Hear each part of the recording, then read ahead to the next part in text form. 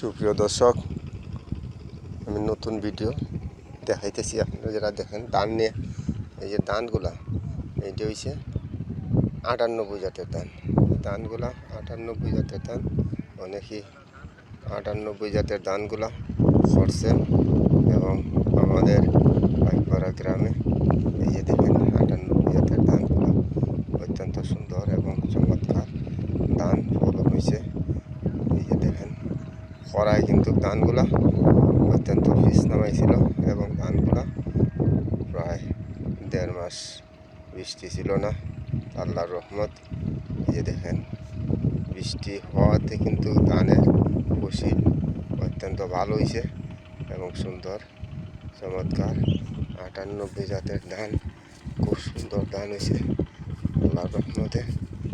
আমাদের পাইকপাড়া গ্রামে এই 98 জাতের ধানের চাল কিন্তু অত্যন্ত ভালো হয় এবং খাইতেও কিন্তু অত্যন্ত সুস্বাদু।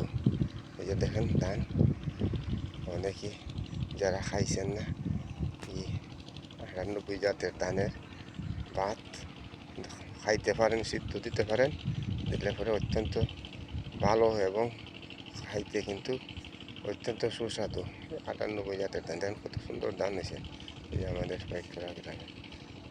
যারা করছেন কিন্তু ফলন ভালো হয়েছে 98 জাতের।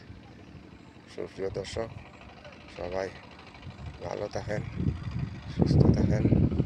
আসসালামু আলাইকুম।